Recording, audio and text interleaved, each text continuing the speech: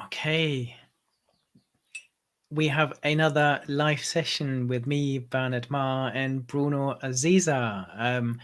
What we've been doing over the last few months is at the end of every month, we are looking back and see, okay, what are some of the key themes that happened? What are some of the topics that were interesting? What are some of the things we've been reading or writing about? And we thought we would share this on a monthly basis. And we are also keen for you to share with us. So feel free to engage, let us know what's happening, comment, share your news as well. Welcome, Bruno. Thanks for having me, Bernard. It's always fun to talk with you live. It's kind of crazy the month just go by so quickly. I I, guess February was so short that it feels like you and I talked yesterday again, but we'll see what happens in March. I know, it is really crazy, and you are in California. It's early morning for you. That's right. It's It's 8:01. Yes, it's late in the afternoon for me, so I'm closer to the weekend. So what were some of the topics that you felt are worth talking about in February? So this month has been a month that has been, I think, interesting, at least in the enterprise space. One of the pieces that I wrote, you write on Forbes a lot more often than I do. I try to write once a month, um, but it was around CIOs and making sure they make the right decision. Gartner came out with this trend report that talked about the opportunity for CIOs to become COOs by proxy, and so what I think is interesting is if you're in the IT world today and you want to have a transformative role for your organization, it turns out that post COVID, it's really accelerated digitalization initiatives of organizations, and it's creating an opportunity now if you're in IT to position yourself as somebody that's really going to connect your initiatives with the bottom line results. And so that has consequences, I think, for people that were thinking about IT as an operational task versus positioning IT as an important one that is going to drive the business. So that was one of the trends. The other one that we saw is the report from LinkedIn on the data scientist. It turns out the data scientist is no longer the hottest job. Now it seems to be the artificial intelligence specialist. And by the way, that individual makes about 40% more than the data scientist. So don't go out and update your LinkedIn profile yet. Just take a look at what an artificial intelligence specialist is and how different it is. And also, as you hire people in your team, you want to take a look at that report. So those, at least I think, from an enterprise standpoint and the CIO role with data, I think are really kind of meaty because it's we're at the intersection here where hopefully recovery comes in soon, and we can now start thinking, okay, what has been the quote unquote positive effect of this digital transformation through this crisis, and how do the winners win coming out of this crisis? So that's been kind of what I've been reading about. Now I'm very focused on enterprise, so I'm sure you've taken a look at across the board in consumer as well. Yeah, no, absolutely, and I see this. I see this too. Obviously, people are now getting the vaccine program rolled out. So, and I just realized, I just saw in the news that there are a few states in the US that are opening up completely now. Um, I think in the UK we have now got 40% of all adults vaccinated. So there's so 40%. yeah. Wow, that's really quite amazing. I did not Mm. realize that. I'm So in California where we are still kind of not locked down, but in our case, our kids, at least in the public system, have not gone back, at least where I live. Private schools, I think, have gone back.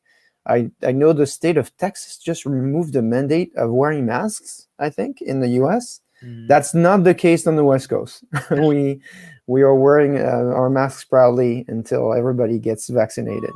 Yeah, absolutely. And then I think having this, there are more organizations looking at the new normal, looking at some of the positives to take away from this. And I think one of the topics that I think is becoming really important for enterprise at the moment is to think, okay, what will the next normal, the new normal, really look like? And I was surprised to hear David Solomon from Goldman Sachs, the CEO from Goldman Sachs, saying that he doesn't believe in working from home, and this is that as soon as they are able to go back, he wants to see people back in the office, which is so against everything I'm hearing from places in like where you live in Silicon Valley, Yeah.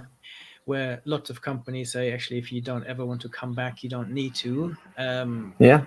It's very interesting. So, what are your views on the balance between working remotely and working on prem? Yeah. It is interesting because I think it was Salesforce that announced this past month that their employees never would need to go back in the office. So you've got really kind of polarized position on this in financial services like Goldman Sachs, and then in tech, of course, Salesforce. I think we're getting a little caught up on the tactics here. I think I saw a survey the other day about, do you find yourself being more productive working from home versus working in the office? And the answer was the majority of people felt they were 10% more productive. The question, I think, for me is not so much productivity, but the quality of that productivity and the engagement. We know that employee engagement is what really is at the heart of culture.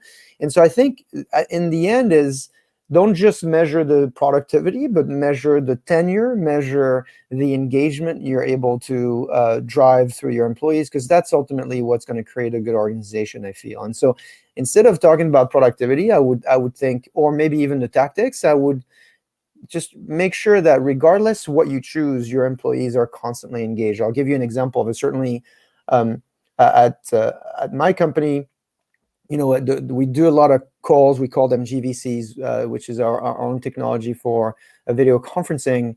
And we turn on our camera to make sure that people see each other, and then you have kind of this human relationship and so forth. And at first, when I joined, I've been there about 6 months. When I joined, I thought, oh, that's different, because the company I worked for before, I did not have that at all. And we didn't see each other. And I think now, after having worked from home for so long, I see the value of it, where I get this human contact where I see your face, I see your reaction, and so forth. And so I can't comment for Goldman Sachs. They probably have their own reason. I remember when the CEO of Yahoo had said that they don't believe people working from home. I think that's a little bit of a cutthroat approach. It's not black and white. And again, I would focus on, what can I do regardless what mode I have, which is 100% at home, 100% in the office, or a mix of those two things. What are the tactics that you're using to make sure your employees are engaged with management and they're able to connect with each other? I mean, I think the number one reason for why we make the right career decisions is with the people that we work with. Oops, I'm sorry, my dog just barked. If it's for the people that we work with, and so that's really important. Yeah, no, I agree, and I think the CEO of Goldman Sachs has a point, I guess, that it is very hard to build the right organizational culture remotely. But I would also argue that maybe they didn't have quite the right culture in the past, because they were an organization where people did work 12 hours a day quite regularly in the office, and people need to be seen in the office. So maybe this is something that is just looking back at the past and how it was, and feeling a bit more wanting to control people a bit more. And I think I hope the new world that we're seeing is where we trust people a bit more. And actually, nowadays with technology, I think we have some of this. I've just written a Forbes article on exactly this topic, on the new way of working, and there's some people obviously saying we will go completely remotely, others saying we won't go remotely at all. And I think we will have some sort of hybrid model, and maybe even a model where when you first start working for a company, you engage a bit more, you are in the office, you embed yourself in the culture, you learn the processes, and once you've done this for a while, you can then go remotely a bit longer. I think the challenge still will be is how you in terms of technology, how you deal with this when you have some people in the office, some people at home, and how you then create a really good interaction between them. I think this is still going to be a challenge. And I think in terms of technology, I don't think we're there yet. Yeah, it's different for you because you've kind of always worked remotely, right? So you're pretty efficient at this. Um, the thing that I always ask people that are new to the company or join the team is, what is the most effective communication style for you? Is it phone? Is it email? Is it text? And so forth. Like, for instance, for me, I know that if you have something urgent, text me. Um, because I have so many emails, I have so many chats, and I have so many incoming calls. The best way for me to filter it, okay, urgent, text me. And I wonder if that's where the conversation should be. I don't know enough about Goldman Sachs in particular and how they work, but I would have to assume that the reason for why he said what he said is probably because there's some functions where he really requires like instant decision making in the same room, and they really, just like you're saying, we don't yet have the technology that enable that. I didn't read the news article, but I'm sure that was probably blown out a little bit out of proportion. It probably is not as black and white. But I think that's where the conversation should be. It shouldn't be about what are we asking employees to do. I need you to be here from 8 to 5, and I need to see you at your desk. I think we're past that. I think what should be the question is, how do I use the tooling that I have to best engage my employees so they drive, I can drive productivity, but also drive satisfaction, employee satisfaction, engagement. That's the long-term way of looking at how to drive results for your organization, I feel.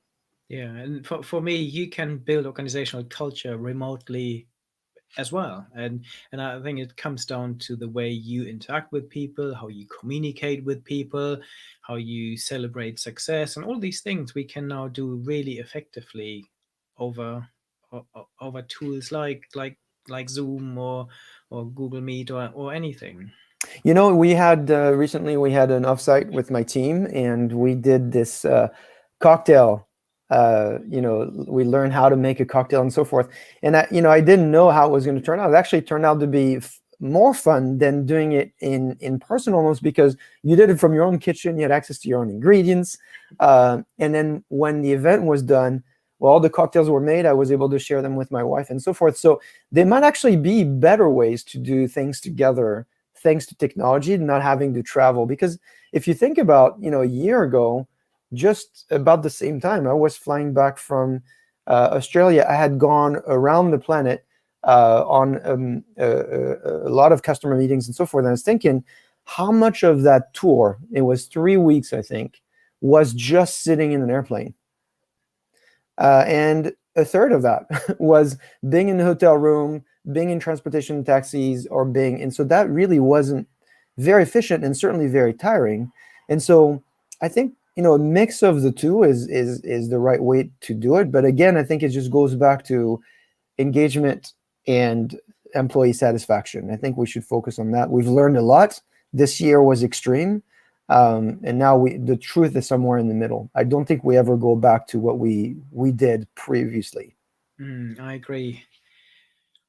Yeah, this month we also had the Mobile World Congress in Shanghai, which I attended remotely, and it was fascinating. And one of the things I wrote about and did a video about is the fact that sustainability was so high up on the agenda, and this is something that I feel isn't really as much part of the discussion when it comes to tech and data, because I think tech companies have different roles to play. They have a really important role to play in terms of their own operation. So if you are Apple or Huawei and you make mobile phones, then you need to make sure that they are produced in a way that minimizes the impact on the environment. I think, and then even when it comes to data, I think it's also really important that we consider the impact that data centers have on all of this. This needs a huge amount of energy to train a machine learning model, for example. And this Yeah. is something we again, as hopefully we'll get more awareness of all of this, of the fact that actually we need to power our data centers from renewable data sources, And maybe we need to think about, do we really need these machine learning models, or can we use them for something better? So it will always be a scarce resource. So we need to treat it as such, I think. Yeah. And, and finally, I think tech companies have a really important role to play in actually electrifying our world, which is a big step towards decarbonization and zero emissions. And if we manage to electrify more services, which means, or digitize more services, whether you're reading something on a tablet instead of a book, that saves trees. And hopefully if the power comes from renewable sources and zero carbon sources, that is a great step forward. And I love this, that I think I felt that this was one of the first events where it was really right in the center of it. Yeah, and I think last month when we talked about Davos, I think environment was and sustainability were big topics as well. I think we should expect that to be front and center of a lot of these conferences, and I think for a few reasons. I think first of all, the facts. I think I was looking one of the articles covering the conference, and they were saying that we have 7 years left to actually affect the course of how we're affecting the environment. So that's pretty scary because that's you think a generation is 18 years in general. You think 7 years, wow, that's really not a lot. And so I think it's dire. I think the science has shown that we've got to act, and we've got to act quickly. I also think the level of awareness is much higher, particularly for the new workforce, folks joining. My daughter is 18 years old, so she's in college and so forth. And the level of understanding that she has on the environment is, I mean, I don't know when you were 18 if you thought about the environment, and it's not that many years ago, right? I had no awareness of that. I mean, I remember studying in Germany and discovering what recycling was. And I grew up in France for 20 years. We didn't recycle, and the environment didn't really come up. So it's interesting how quickly one, we have to act, and how thankfully, how quickly new generations are really taking an active role in solving it. I mean, the stuff that we do at my house, thanks to my daughter, because of the environment, is really quite amazing. I had none of that impact when I was her age, to my family, and even less to the companies that I was joining. I didn't even ask those questions, and now it's nice to see that everyone's taking the problem seriously. Absolutely. And yesterday was World Book Day, and I Yes. think we always talk about some of the books we're reading. And for me, the book that I would really like everyone to read is Bill Gates' new book. I read this as soon as it came out, and it's a book of the book is called How to Avoid a Climate Disaster. And for me, it is such a good book because it really spells out the challenges we're facing at the moment and how we can actually get to a net zero by 2050. It requires a lot of work. I think there are huge opportunities for businesses as well. So for me, a fantastically well written and well thought out book that really points out some of the things we need to do. So, it's kind of ironic because I do have a Kindle, and I read books on my Kindle as well. But the book I was going to bring up is a book that I've had forever, called Crossing the Chasm. Last time we talked, I referred to some of the comments in there, and someone asked me, hey, what is the book you're referring to? So it was this one I was talking about, Jeffrey Moore's Crossing the Chasm. This book I've had for many, many years, you could see, and it is paper. So that is the business book I've been reading. And then if you're French and you want to laugh, I've started to reread books, non fiction books, and this one is The Year in the Mirror, which is the story of a British guy experiencing French culture. And before going to bed, I read a chapter or two, and I laugh about it because of the accuracy of how he describes French culture and so forth. And so I wish I had them in digital version to share with you, but those have been personal books that I've had forever. And so Yeah, no, I have you read this book, I Team have not. AI No. by Mike Canaan? Mike is basically in charge of AI for the Royal for the U.S. Air Force, and he is very well connected. And he came on and did a LinkedIn live with me last week. So anyone who wants to see this can watch it on my YouTube channel. And this was a fascinating discussion. And he's very thoughtful, very good ideas around AI. So we covered things like ethics, autonomous weapons, lots of other things, privacy, great topics. So a really good discussion that I recommend, and a book that I really liked. Well, talking about robots, I don't know if you ever read this one, I, Robot by Isaac Asimov. I've got that one also on my list. So, Yes, but this one is old. I think I mean this it's was very old. written a very long time ago. But I think that's the it's the origin of the what do we call them, the robotics principles or the laws of robotics. And Yeah, so I find it crazy that we're still talking about those laws, even though this was a fiction book rather than yeah. a non-fiction. Um, and then talking about I am excited. I've got a new book coming out in May. One called Extended Reality in Practice. One that will focus on augmented and virtual reality and how this is going to change the world of business and our society as a whole. So I'm super excited about this. What do And you see? What do you see going on here in augmented reality? Tell us more about that. Why did you write this book?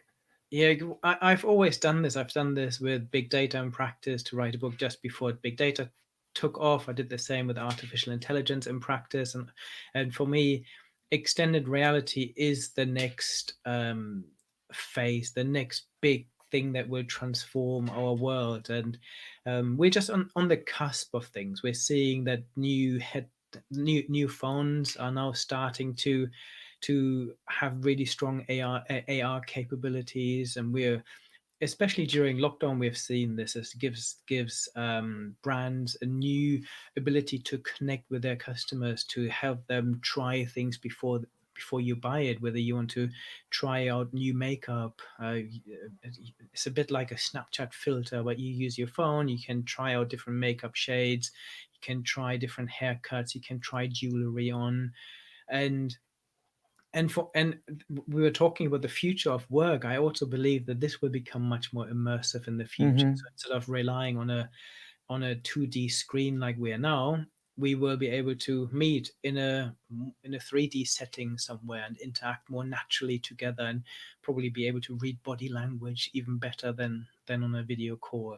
So for me, there are lots of things coming together. Better phones with AR capabilities, better glasses. I think I believe that glasses will make a big difference. I think Google Glass was too early, too expensive, too clunky, but and I'm not sure Facebook's new partnership with Ray-Ban will that they are just about to bring out some augmented reality glasses, but I think they will be on the the lower capability end from what I've seen so far. But at some point, we will have glasses that will give us AR capabilities. And the other thing I'm seeing is that virtual reality headsets are getting better. So Mm-hmm. we already have untethered headsets. I have my Oculus Rift, um, but soon we'll have them again with 5G coming along, so we'll have them completely untethered, so you can sit on a bus somewhere on a plane with your VR headset on. And this will open up so many amazing opportunities where Yeah. for lots of different things, for customer engagement, for human interaction. I could see, so the use cases are everywhere, right? You could see the, like you talked about the use case in retail, trying something without going to the location, and the ability to just change the makeup, change the clothes, change the color of things, and enhance your experience. And someone here made a comment of meeting in 3Ds. I agree. I think, it didn't really hit me until you started giving me that as a use case example, which is this might be the answer to some of what we talked about earlier, this idea that, hey, look, you're going to be having more engaging meetings because technology is going to enable us to do that. I will say, one thing that I think is going to be interesting is the smell. So, beyond just the perception and the 3D, and then the ability to kind of trick your mind that you're actually in the same room with the same person, I can't wait to walk through a kitchen, we're using one of these glasses and actually smell the food and so forth to enhance. Someone's got to crack that. It's an interesting idea. So I in my book, I talk about some of the future ideas and where this all might be going. And there's definitely there's already one or two versions of this that basically have you have different capsules that can mix together to generate different smells. So you have a headset with something over your nose, and it can actually generate some smells, which is interesting. They're still clunky, and I'm not sure whether this is going to be the future, but it's an interesting idea. Yeah. And for me, really interesting is when we start thinking about brain-computer interfaces, because if you can somehow interact with your brain, because smells are basically just signals of your brain that are triggered by sensors in your nose. So if you can get to those brain signals without your nose, that would be cool. And so there isn't maybe at some point in the future we will have virtual and augmented or completely blended and hybrid reality without the need for headsets or devices where it goes straight into your brain, which is slightly mind-blowing but really interesting conceptually. Now, this is interesting. I wonder if, and I don't know the science on this, but I'm curious because you've studied this more than anyone I know, is this idea of smell. Will this actually give the impression of smell for people that might have lost the sense of smell? I mean, that's an interesting potential. What do you think about that? Yes, I mean, so many advances in technology are doing exactly this. You already have the ability to give people that are blind a sense of vision by simply connecting straight into your brain. And I believe we can do the same with smells and other senses in the future. That's incredible. What else happened in your month, Bernard? You're always a very busy man. Yeah, no, I was super excited.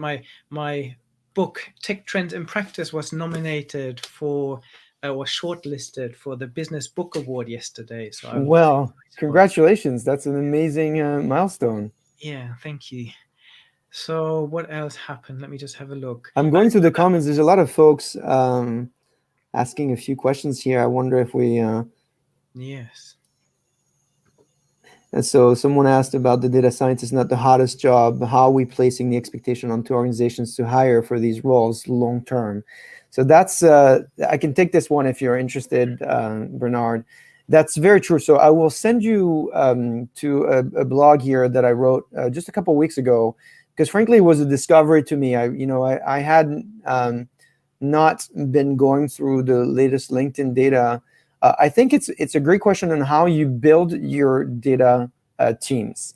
And one of the big questions this past month was, who should the data team work for?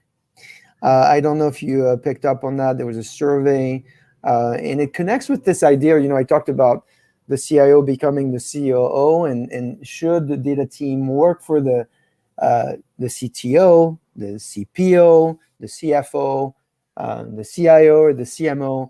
And interestingly enough, the majority of people said analytics actually should report under the financial organization. And so that started an interesting debate, because people felt like, well, if you had the people who are skeptics, meaning if analytics reports under the CFO, it's all going to be about governance and cutting costs and so forth. And then you had the people that were optimistic, saying actually the role of the CFO is changing to someone that's innovating through better finance and connecting IT spend to business outcomes.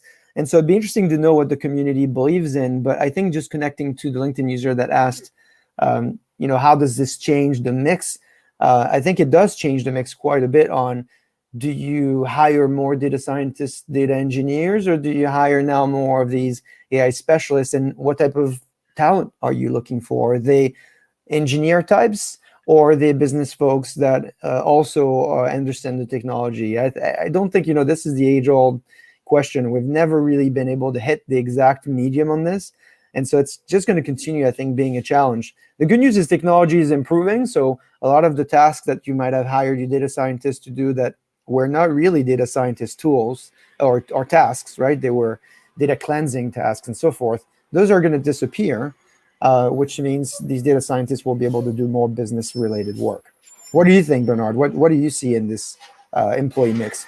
Yeah, I had a really good LinkedIn Live on data teams recently and how you build them and what the makeup should be. And I sometimes we organizations think they need a data scientist and this is the answer to all of their questions. I don't believe that this is the case. I think you need a good mix of data scientists that have a really good rounding in the business, and then you need a really good team of data engineers and data processing folk that can actually do some of the groundwork.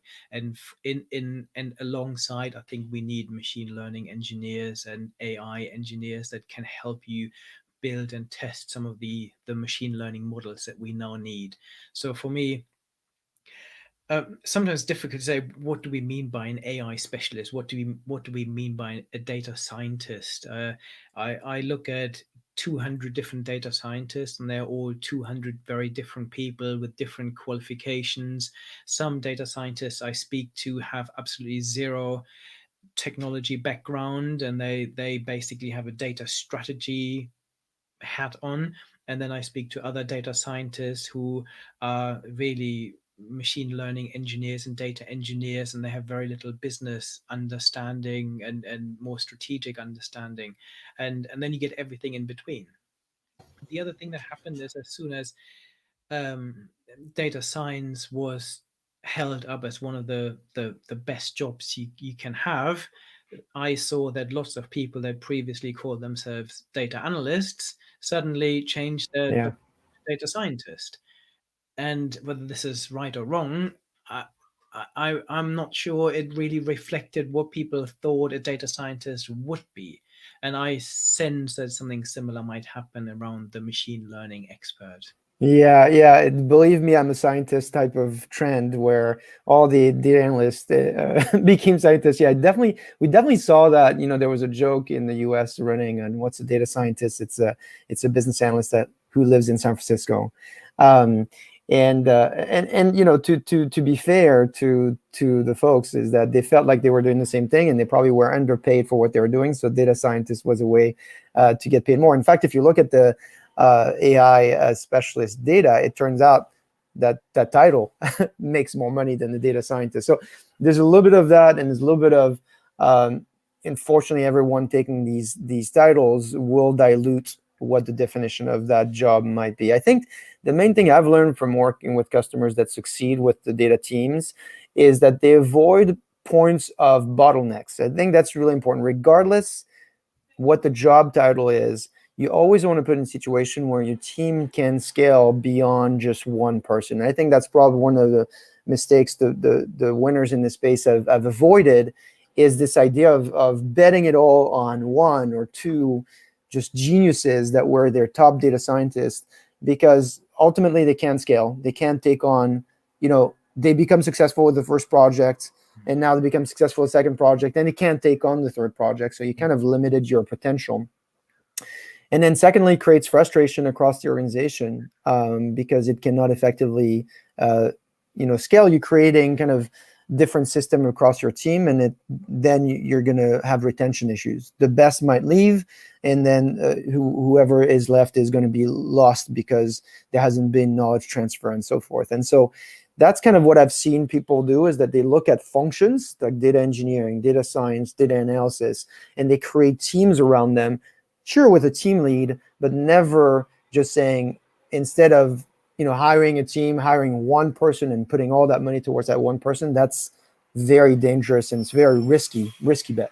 And you had the interesting discussion about who should who should the data team report to, and for me there should be someone overall in charge of data in the organization, whether this is the chief insights officer or chief data officer or or chief intelligence officer. And for me, that person should either report or sit alongside the chief strategy officer in the organization. I still feel that there are not enough organizations that have a chief strategy officer. And for me, if you then link the data science team into that organization, that really puts it on this really strategic level of the organization, where it feeds into all the other um, departments. I feel there are too many organizations that are structured still too traditionally, where you have the CEO, the CFO, the marketing, HR, and so on director, instead of really thinking about having a chief strategy officer and a chief um, information officer or chief insight officer right at the top of the organization.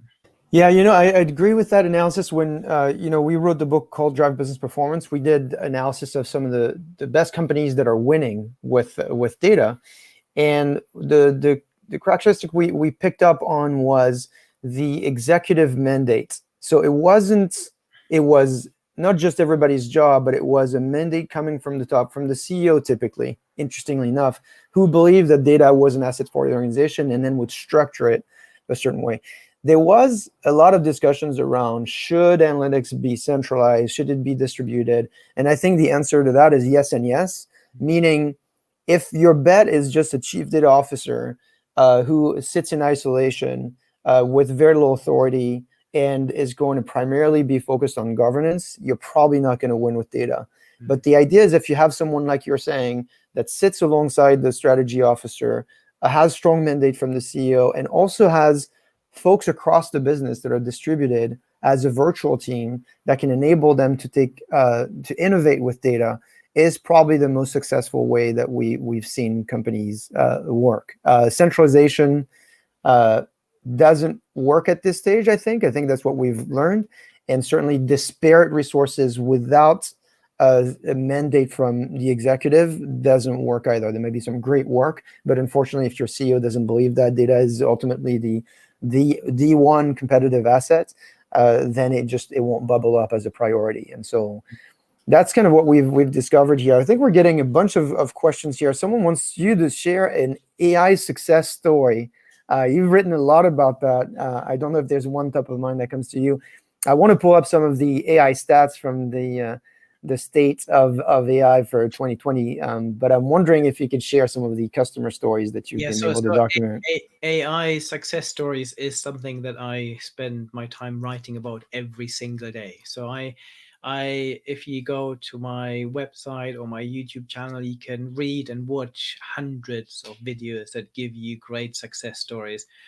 One of the recent ones I've recently written about, and I wrote a Forbes article on this, is for me one that really highlights where we are with AI nowadays. And this is one of the most traditional businesses in the world is fishing. And this is a company called Cermaq.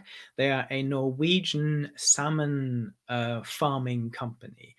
And they wanted to use AI to improve their business processes. And they had a few challenges. So if you think about this, they are growing these salmon out in the sea pens out in the ocean. So they put them in little, then they feed them, they grow up, and then they take them out. The challenge has always been monitoring them really well for health, because if you get one of them that gets a disease that spreads very quickly throughout the pen, and getting one that has a disease, getting this one out and isolating them is really difficult. The second challenge is that they tend to grow not in the same rate, because you get always the stronger ones who feed more and quicker, and the weaker ones stay behind. So they wanted to thought, can we use AI for this? So one of the challenges was actually connecting these sea pens. So they were one of the first adopters of 5G. They connected the sea pens to their data centers using 5G. So they didn't need underwater cables or anything.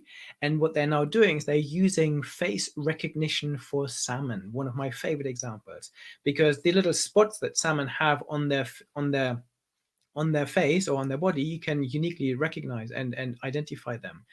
And so the feeding pellets are now issued to salmon that have once a day. So if a salmon comes up and wants some food, it then has the salmon eaten before. If yes, they won't get any food, and if no, then they will get some food. So this now means they are all growing equally in size. And the other thing they're doing is they're using machine vision to monitor the health of those salmon, and they use automated robot doors to isolate salmon that have been identified as carrying a disease, for example. And for me, these are, I love this example. Is a perfect example of combining things like artificial intelligence, data processing, 5G, machine vision, all of this in one amazing use case that actually makes business sense. Wow, that's an incredible story. I think when Alex asked you to share an AI story, I'm sure he wouldn't have pictured face recognition for salmon, but that's really quite incredible. But That's a also great story. it's for me two great examples from this month. One is that NASA landed the Mars rover on Mars, and this is only possible because of AI. Because this this spaceship basically was approaching Mars, the Mars atmosphere, with 12,000 miles per hour. And NASA basically said that have going from 12,000 miles per hour to landing on the moon safely is they call this the 7 minutes of terror, where the spaceship completely independently using artificial intelligence had to decide when to slow down, when to launch the parachute, when to use the little jets that were slowing it down properly to then lower the craft onto the Mars surface. And this all worked. And for me, this is an amazing example that it takes a few hours to send even a photograph back from Mars to here. But there's something that we programmed in AI that we send to Mars, taking 6 months or so, and then it can do all of this completely autonomously without any direct communication with us on Earth. This is pretty epic, I think. I And I watched that video over and over. I just couldn't believe it because what was going through my mind is last time you and I talked, my internet died a couple times, and we're not that far from each other. Yet Mars is 140 million miles away, and we're able to land and autonomously land something there. So it's really quite mind-boggling what's going on there. yeah, Um, for me, another great example of artificial intelligence and edge computing in action. And the other news story that came out this month was that Wimbledon, the tennis tournament in London, they will replace all the line judges by Hawkeye. So this is basically their machine vision cameras that they've been using. And for me, again, this makes complete sense. And they've been doing this for a while, that they had this hybrid model, that we still had these line judges and they always make mistakes, and then players had three I think you have got three opportunities to challenge, and which also doesn't make sense if you then get Hawkeye, and they integrated it quite nicely into it. So they made a big thing out of it. Okay, someone challenges, and then you say, "Oh, Hawkeye comes," but actually the system was better than humans. And we yeah, see this in lots of other areas, obviously, that we now have AIs that are superseding our capabilities, because there is no human line judge that is as good as a machine vision camera enabled by AI that can monitor everything much more precisely.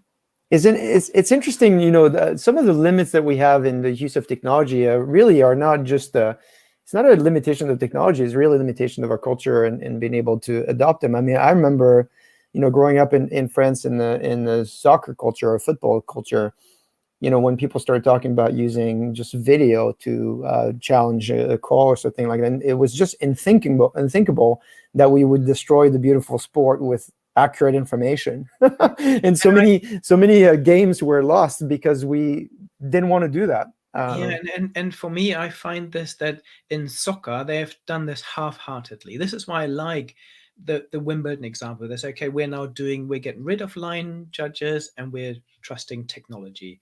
And they're not saying that, okay, this will kill grassroots tennis because you don't need judges there. But in soccer, we've done exactly this. We've Yeah. still put a referee in charge, even though we already have AIs that can referee a game much better and more accurately. And then we have these weird times when they say, okay, let's go to VAR and stop the game and have a look at the computer and the video replays.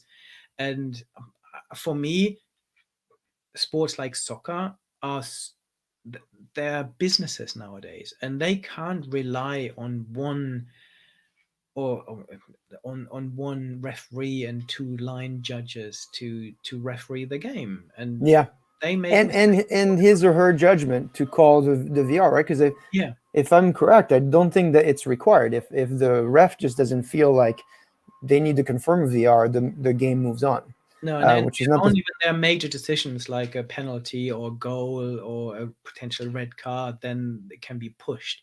But I think you can do this so much better than they have. So we started talking about AI. There's two reports this past month that came out. One is New Vantage came out with their data and AI executive survey. I was just reading off the stats. 99% of big data and AI investment increase. Almost 92% of results continue to lag, and 76% of executives report that they're unable to realize their goal of becoming a data-driven organization. So we're still a long way to succeeding. But the good news is people are investing. There's another note here for people listening who are chief data officers and might be wondering, hey, what's going on with this profession? The report here essentially says that this year is the no turning back year for chief data officers. It says 65% of surveyed companies now have one data officer. So that's really quite amazing. 65%. I remember just a few years ago, it was in the 20s. And so, it's tripled just in the span of 5 years, which is really quite amazing. Yeah, and what we've obviously seen over the last 12 months is this increasing acceleration towards digitization, a big replatforming towards cloud. So all of this will enable organizations to use data much more effectively going forward. Very good. We said we do it a little shorter today because you've got something else coming up. Yes, I'm looking for the second survey that I was referring to on data. I want to give you. I've got these stats. I want to give them to the audience here because I know you might always be looking for what is the industry doing and how do I compare in my organization. This past week here, Rackspace released another one on the success and failures of AI, and they said the average company spends $1.06 million. It's very accurate. Not just $1.06 million on AI and machine learning initiatives. 31% of people have identified data quality as the primary challenge. And the most common ways that businesses report using AI today is a component of data and analytics. And so I think that report is also an important one to take a look at. In fact, what I'll do is once we're done here this weekend, I'll write a little blog summarizing this and adding these references so people here in the community can get access to them. Very good. Yeah, or you can just stick them into the comments. In the comments, yeah, I will do that actually. That's probably faster and easier. Very good. I'll do the same. I will try to answer any questions. As always, let us know what you think about these sessions, whether you enjoyed them, whether they were interesting. If you have any other questions, pop them in and we will try to answer as many of them as we can. As always, stay safe, everyone, and we will see you in a month's time when we will do another recap of the month. In between, I've got many other LinkedIn Lives and other sessions coming up, so stay tuned on my YouTube channel as well. Thank you very Thank you, much. Bernard, and happy Friday to everyone. Thank you. Bye-bye. Bye.